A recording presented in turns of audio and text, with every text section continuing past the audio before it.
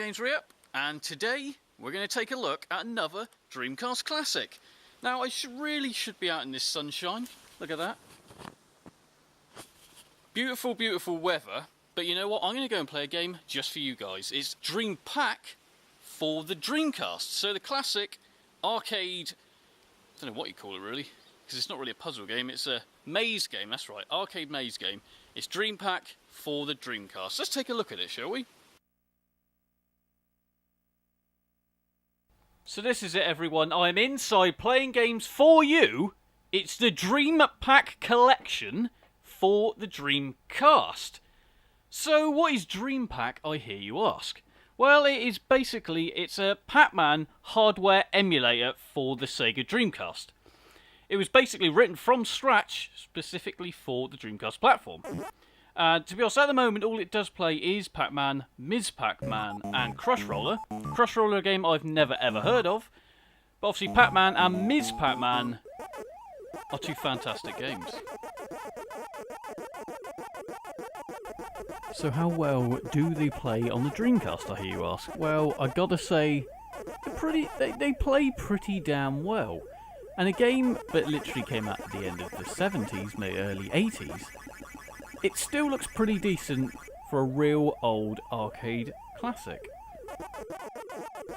First of all, before I talk a little bit longer, we have to thank Ganksoft for this. Ganksoft were the guys, and maybe even girls, who are behind this project, who have brought us back to the classic arcade era. The great thing that I've obviously already noticed is, or you should know from what I've already said, is the fact that this is a hardware emulator. So this is literally how the developers originally wanted the game to play. It's how it should feel.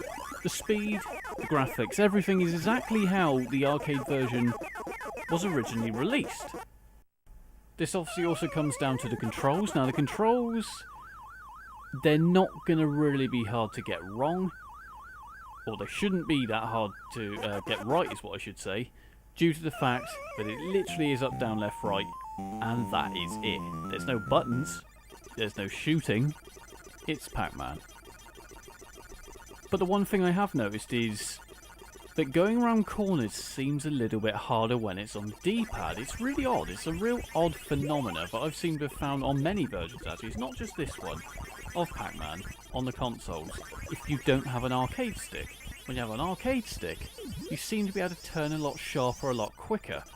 That's just one thing I seem to have noticed, but it doesn't seem to be quite true to the arcade experience.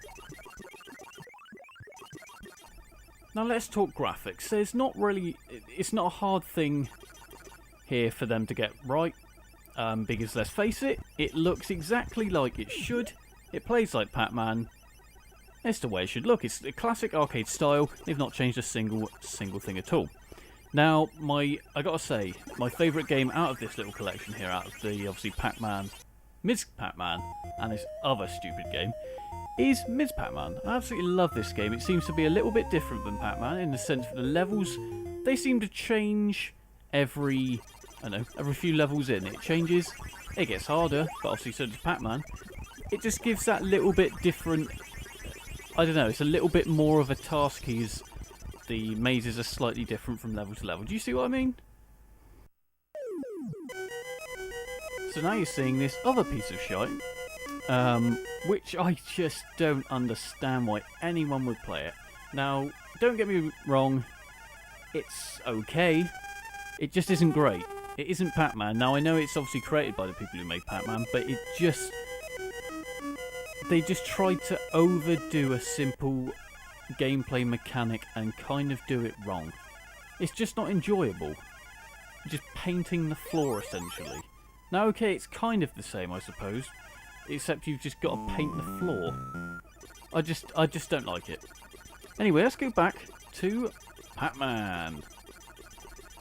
Now there's not really a lot more I can really say about this game apart from I think it's got to be one that you'd have in your collection. You've got to have it in your collection. It's a real classic. It's what spurred on a lot of games to ever be created, let's face it.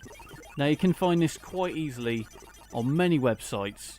I'm not going to say which ones because I will get in trouble. But you probably know the one if you've seen my Metal Slug review. you can get it from that website that gets mentioned at the end. Anyway, I've been Al from Games Rep. I'll be back with more Dreamcast reviews very, very soon. I'll see you all shortly.